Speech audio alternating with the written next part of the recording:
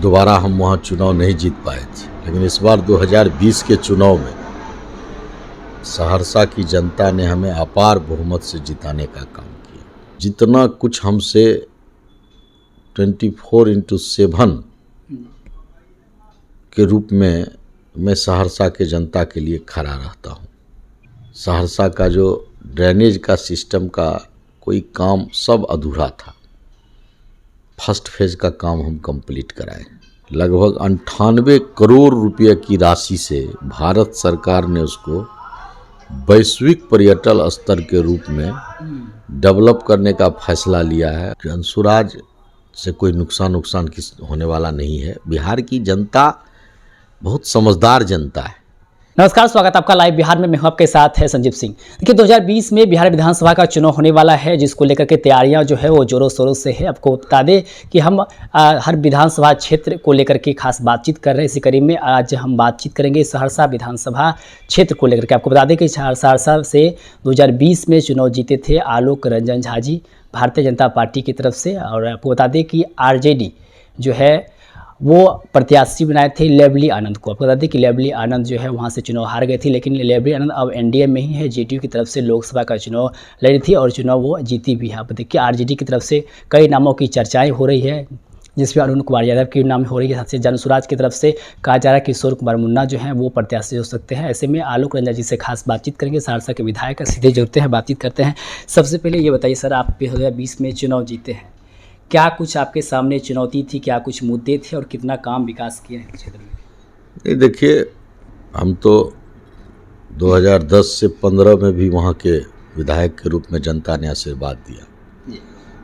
15 से 20 में दोबारा हम वहाँ चुनाव नहीं जीत पाए थे, लेकिन इस बार 2020 के चुनाव में सहरसा की जनता ने हमें अपार बहुमत से जिताने का काम किया। और मैं भी सहरसा के जनता के लिए जितना कुछ हमसे 24/7 के रूप में मैं सहरसा के जनता के लिए खड़ा रहता हूँ। बहुत सारी योजनाएं आपको पता होगा कि कई प्राथमिकताएं लाने का काम हमने किया वहाँ पर। हम जब 2020 में विधायक बने थे तो उस समय में सहरसा का जो ड्रेनेज का सिस्टम का कोई काम सब अधूरा था, फर्स्ट फेज का काम हम कंप्लीट कराए। सहरसा को विकास के धारा से जोड़ने के लिए सहरसा को नगर निगम में परिवर्तित कराए। आपको पता होना चाहिए कि सहरसा नगर निगम के लिस्ट से कट गया था, लेकिन आदरणीय मुख्यमंत्री नीतीश कुमार जी के सहयोग से पुनः नगर निगम में उसको जुड़वा करके आज सहरसा नगर निगम के विकास से जुड़ रहा है और उसका लाभ सहरसा को मिलेगा। आप लॉ कॉलेज की भी बात, सहरसा में एक मत्स्यगंधा झील था। आपको जानकर बहुत खुशी होगी कि वो मत्स्यगंधा झील अब वैश्विक स्तर के, भारत सरकार के वैश्विक स्तर के पर्यटन स्थल के रूप में विकसित हो रहा है। अभी हाल ही के दिनों में लगभग 98 करोड़ रुपये की राशि से भारत सरकार ने उसको वैश्विक पर्यटन स्तर के रूप में डेवलप करने का फैसला लिया है और उसका वहाँ ग्लास ब्रिज बनेगा, बहुत सारी चीज़ें हैं और वहाँ उसका टेंडर भी हो चुका है। तो सहरसा उससे जुड़ रहा है। सहरसा जब से एनडीए की सरकार बनी है देश में और राज्य में, डबल इंजन की सरकार, आज सहरसा का आप जब स्टेशन देखेंगे तो लगेगा कि राष्ट्रीय स्तर का स्टेशन है, बन रहा है। सहरसा को बहुत बड़ा एक एक्सप्रेस हाईवे से, जो पटना और पूर्णिया है, उस एक्सप्रेस हाईवे से जोड़ा जा रहा है। 2 घंटे में लोग अब सहरसा से पटना जाएंगे आने वाले समय में। तो हमारी एनडीए की सरकार ने कई योजनाएं जैसे रेल ओवर ब्रिज हमने उसको भी करा दिया था। कुछ कठिनाइयाँ, कुछ हाईकोर्ट में केस के कारण कुछ बाधाएं हुई, बंगाली बाजार के बंगाली बाजार, उसको भी, लेकिन हम आपको विश्वास दिलाते हैं कि बहुत जल्द पुनः उसका टेंडर होने वाला है।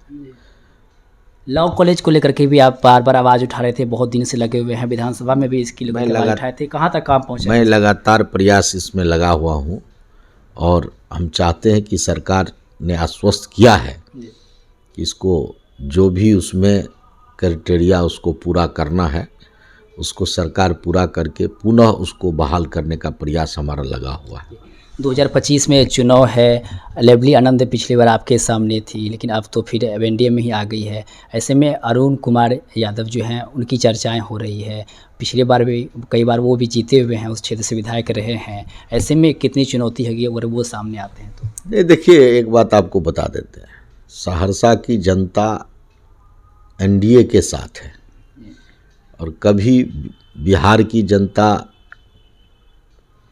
नहीं चाहेगी और ना ही सहरसा की जनता चाहेगी कि बिहार से डबल इंजन की सरकार जाए। आज डबल इंजन होने के कारण, केंद्र की सरकार और बिहार की सरकार एक साथ होने के कारण, कोसी जैसा पिछड़ा इलाका आज विकास से इतना जुड़ा है, आगे बढ़ा है, तो निश्चित रूप से सहरसा की जनता इस बात को समझती है कि सहरसा के में डबल इंजन की सरकार रहेगी तो उसका लाभ होगा। और जहाँ तक चुनाव की बात है तो कोई कम वोट से हम पिछले बार चुनाव नहीं जीते थे एनडीए की सरकार में, 20,000 से अधिक वोट से हम 47% वोट आपको आया था जी। और हमारे सामने में जो प्रत्याशी थे वो सब लोग आप लोग जानते हैं। एक प्रकार से राष्ट्रीय जनता दल अपने स्तर से सबसे मजबूत प्रत्याशी खोज करके देने का काम किया था, जो आज हम लोगों के साथ है। तो कोई भी प्रत्याशी यदि वहाँ पर आएगा तो एनडीए के सामने में वो टिक नहीं पाएगा।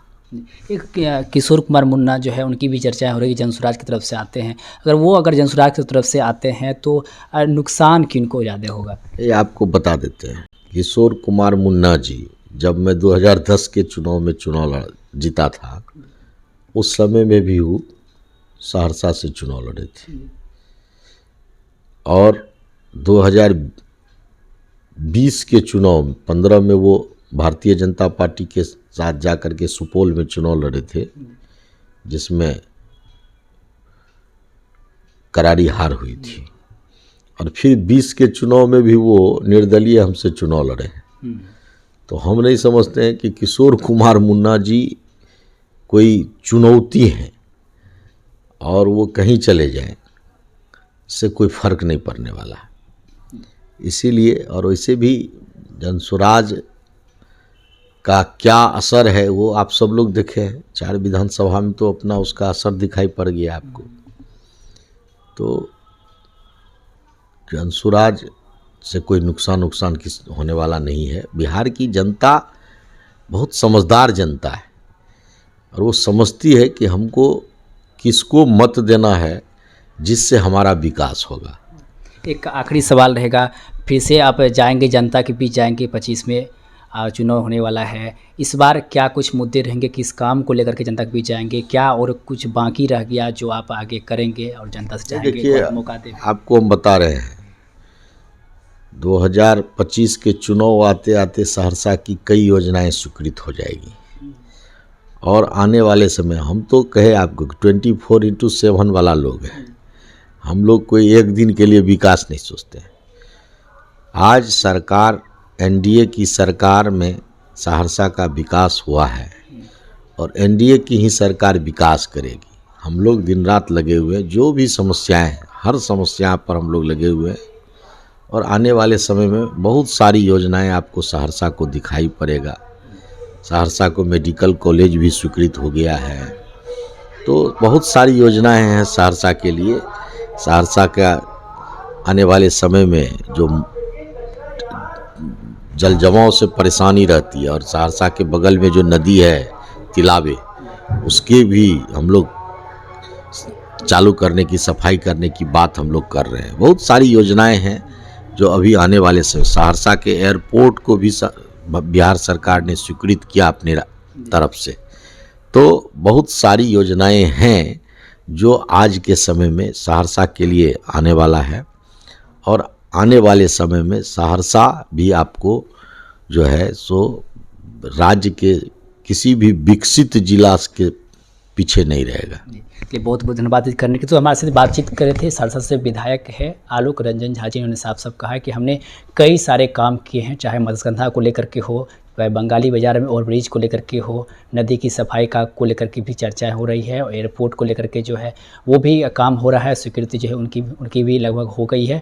और देखिए और भी कई सारे ऐसे काम हैं जिसको लेकर के लगातार कह रहे हैं, चाहे लॉ कॉलेज का मुद्दा हो, उसको लेकर के भी ज़ोरों शोरों से आवाज़ उठा रहे हैं। विधानसभा में भी आपने देखा होगा किस प्रकार से आवाज़ उठाए थे लॉ कॉलेज को लेकर के भी, और कई सारे ऐसे काम हैं जो लगातार उसको लेकर के प्रयत्नरत हैं, और विधानसभा चुनाव से पहले जो है वो भी काम पूरा हो जाएगा। साथ ही साथ जो आरजेडी की तरफ से जो उम्मीदवार की चर्चाएं हो रही है अरुण कुमार यादव को लेकर के, और साथ साथ जनसुराज की तरफ से जो प्रत्याशी की बात हो रही है कि सोनू कुमार मुन्ना, वो कितनी चुनौती होगी सामने, उसको लेकर के भी खास बातचीत करेंगे। साफ साफ कहा है कि एनडीए ने जो काम किया है उस पर जनता को काफ़ी विश्वास है, भरोसा है, और आने वाले चुनाव में जो है वो उसका असर भी देखने को मिलेगा। क्या कुछ करते हमारी बातचीत में वो आप सुन रहे थे। आप भी अपनी राय प्रतिक्रिया हमें कमेंट बॉक्स में दे सकते हैं। आप देख रहे थे लाइव बिहार। आप सभी का बहुत बहुत धन्यवाद। बिहार बोर्ड 10वीं 12वीं परीक्षा की डेट शीट आ गई है। क्या आपकी तैयारी अभी अधूरी है? घबराने की कोई जरूरत नहीं। आ गया है read and pass quick revisor crash course book, जो दे आपको परीक्षा के लिए वीवीआई प्रश्नों की अल्प समय में बेहतर तैयारी। प्रकाशक भारतीय भवन, खजांची रोड, पटना।